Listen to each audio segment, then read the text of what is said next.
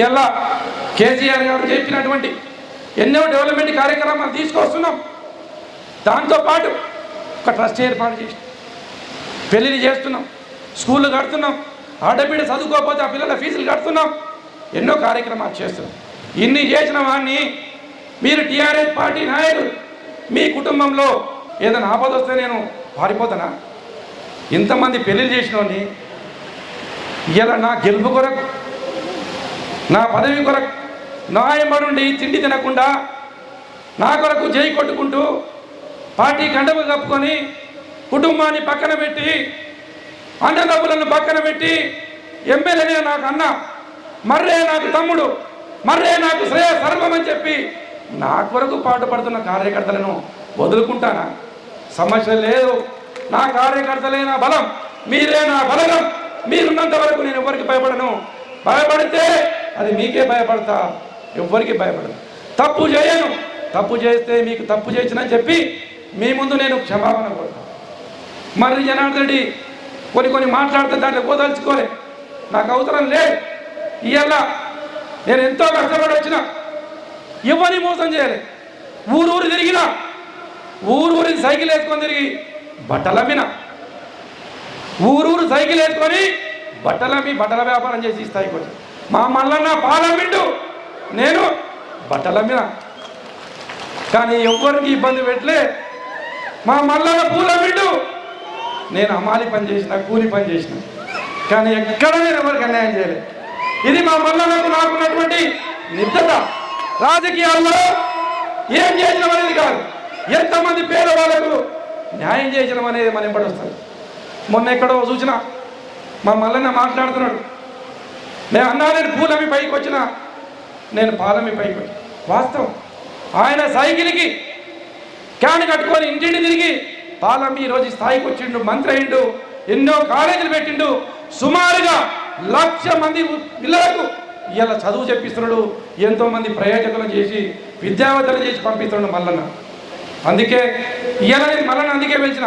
అన్న నీది నాది ఒకటే స్కూల్, కాకపోతే నీ స్కూల్ వేరు, నా స్కూల్ వేరు. నువ్వు అక్కడి నుంచి వచ్చినావు, నేను ఇక్కడ నుంచి వచ్చినా. నేను పడ్డాల మీద, నువ్వు పాల మీద.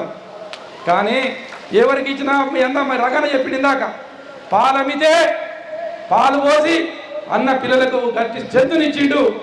ఈ తెలంగాణలో ఆరోగ్యంగా తయారు చేసిండు మా మల్లన్న. నేను బట్టలమ్మి నా మహిళలకు కానీ మా ప్రజలకు కానీ ఆత్మగౌరవాన్ని పెంచిన తప్ప ఎక్కడ అన్యాయం చేయలేదు. దీంట్లో ఈ బట్టలు అమ్ముకున్నాడు ఏం చేస్తాడని కొంత మాట్లాడి, అంటే బట్టలు అమ్మినోడు రాజకీయం చేయకూడదా? దీనికి రాజకీయంగా సపరేట్ కుడతారా? పాలు అమ్మినోడు రాజకీయం చేయకూడదా? బట్టలు అమ్మినోడు రాజకీయం చేయొద్దా? సూది కూర్చున్నాడు రాజకీయం చేయాలా? సూది కూర్చున్నాడు రాజకీయం చేయాలా ఏంటి? అరే నువ్వు సూది కూర్చున్నాడు బాయ్, 500 రూపాయలు ఫీజు తీసుకున్నావు, 1000 రూపాయలు ఫీజు తీసుకున్నావు, అవసరం ఉన్నా అవసరం లేకుండా ఆపరేషన్ చేసినావు. నేను అలా చేసినావా? పత్రికలు మీకు తెలుసు కదా, నా దగ్గరికి వస్తే ఆపదను వస్తే అన్నం పెట్టినా, నా బిడ్డ పెళ్లి చేయలేకపోతున్నాడు నేను పెళ్లి చేసినా, నా బిడ్డ చదివించలేకపోతున్నాడు నేను చదివిస్తున్నా. మరి నేను చేసింది గొప్పనా, నువ్వు చేసింది గొప్పనా? మరి ఎవరు కావాలి? సూది విచ్చుటోడు కావాలన్నా, నీ కష్టాల్లో పాలు పంచుకొని నీ ప్రేమను కోరుకున్నటోడు కావాలన్నా? ఎవడు కావాలి? రాజకీయ నాయకుడు ఎవడు కావాలంటే మన కష్టం వస్తే మిమ్మల్ని భుజాన్ని ఎక్కించుకొని తీసుకుపోయేటోడు కావాలి, వాడు రాజకీయ నాయకుడు కావాలి. మీకు కష్టాలు వస్తే వాడిని మోయాలి. మీరు పోతామా? ఇంకా 40 ఏళ్ళు మోచినాం, ఇంకా సరిపోదా? ఇప్పుడు మోయలేము ఆయన మోయాలంటే 10 మంది కావాలి. మరి పోతామా? మీరు నా భుజాల మీద ఎక్కడి 10 మంది ఈ నుంచి నా ఆర్కండ్ల వరకు తీసుకెళ్ళిపోతారు. వాళ్ళు తీసుకుపోతారా? తీసుకపోరు. అట్లాంటి వాళ్ళు మనకెందుకమ్మా? మన కష్టాలు ఇచ్చి మన ఇంటికి వచ్చి నేనున్నా అక్క, నేనున్నావా, నేను చెల్లెలా, నేను నా తమ్మి, నేను నాన్న అని చెప్పేటోడు, ధైర్యం చెప్పేటోడు కావాలి. అట్లాంటి నాయకుడు మనకు కావాలి. ఇన్ని రోజులు వేసి వాళ్ళని గెలిపించడానికి, వాళ్ళ కొడుకులు గెలిపించడానికి, వాళ్ళ కోడలు గెలిపించడానికి మనం పుట్టింది. ఎందుకు పుట్టినాం? వాళ్ళకి గెలిపించడానికి పుట్టినాం. మన కష్టాల్లో పాలు పంచుకున్న వాడిని గెలిపించడానికి పుట్టిన తప్ప ఎవరినో కుటుంబానికి ఉద్ధరించడానికి, వాని కుటుంబాన్ని మనం ఎందుకు ఉద్ధరించాలి? వాని కుటుంబాన్ని మనకేం సంబంధం? మన కుటుంబాన్ని ఉద్ధరించడం వెంబడి మనం ఉండాలి. మన కుటుంబాన్ని నాశనం చేయడం వెంబడి ఎప్పుడు ఉండద్దు. అందుకే మిమ్మల్ని కోరుకునేది ఒకటే, ఇవాళ అప్రమత్తంతో ఏదో ఎవడో చెప్పిండను అనే చేస్తే ప్రమాదం ఉంది. నాగరికాల గతానికి ఇప్పటికి చాలా రూపురేఖలు మారినాయి. మొన్ననే మెడికల్ కాలేజ్ అంటే మీకు అర్థం కాలే, గుండె జబ్బు వచ్చినా, క్యాన్సర్ వచ్చినా, యాక్సిడెంట్ అయినా హైదరాబాద్లో అపోలో ఆసుపత్రి ఎట్లా ఉంటుందో, హైదరాబాద్లో యశోద ఆసుపత్రి ఎట్లా ఉంటుందో, హైదరాబాద్లో నిమ్స్ ఎట్లా ఉంటుందో అంత అద్భుతంగా 30 ఎకరాల్లో 1050 మంది డాక్టర్లతోటి రేపు దేశనాడు కేసీఆర్ గారు ఓపెన్ చేయబోతున్నారు. ఏ రోగం వచ్చినా ఆటోలో కూర్చుంటే ఆటో నుంచి ఉయ్యాల పడకపోతే మీకు గుండె జబ్బు లేకుండా ₹1 ఖర్చు లేకుండా స్టంట్ వేసి గుండె చికిత్స చేసి మళ్ళీ అదో ఒక వ్యాను తీసుకొచ్చి మిమ్మల్ని మీ ఇంటికాడ వదిలేస్తుంది. ఇది చాలదామా? గతంలో ఏం వేసినాం? ఓట్లు వేసినాం, ₹200 ఓటు వేసినాం, 100కు ఓటు వేసినాం, కళ్ళుకు ఓటు వేసినాం, సారానికి ఓటు వేసినాం. కానీ మళ్ళీ వాని పోయి ఏం పని కావాలో అడగలేకపోయినాం. మన ఓటు అమ్ముకుంటే మనం వాళ్ళని ఎదిరించలేము. ఎప్పుడైతే ఓటు న్యాయంగా వేసినామో వాడిని ఎదిరించగలుగుతా, నాకు ఎందుకు పని చేయలేదని.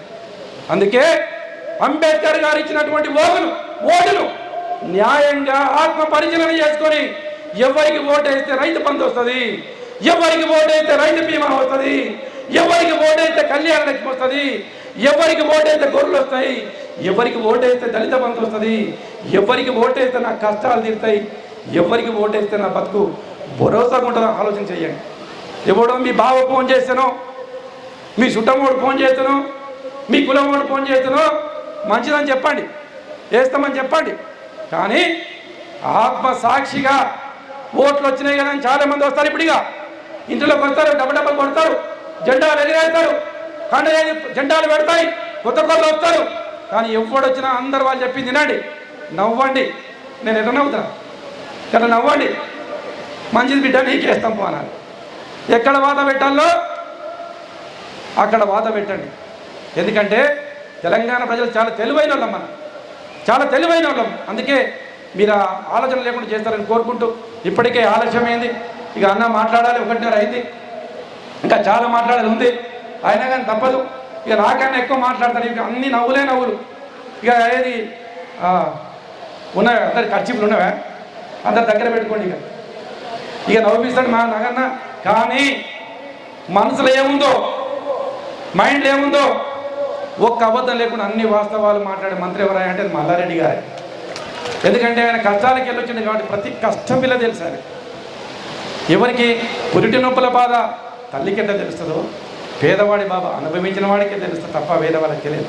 ఆ పురిటి నొప్పుల బాధ మీకెట్ట తెలుసో పేదవాడి బాధ నాకు తెలుసు. కాబట్టి అందుకే ఇంకో పేదాన్ని ఇక్కడ తీసుకొచ్చిన అయ్యా మా పేదవాళ్ళ గురించి మా గురించి మీరు మాట్లాడాలని చెప్పే ఉద్దేశంతో మల్లారెడ్డి గారిని తీసుకొచ్చిన మీ చప్పట్ల మధ్యన వారికి స్వాగతం పలికి, అన్న మల్లారెడ్డి గారు మీ అద్భుతమైనటువంటి స్పీచ్ను, మీ మాటలను, మీ అన్ని మా యువతను ప్రేరేపించే విధంగా మీరు ఉపన్యాసం చేయవలసిగా కోరుకుంటూ మీ చప్పట్ల మధ్యన వారిని ఆహ్వానిస్తున్నాం. థ్యాంక్ యూ, ధన్యవాదాలు.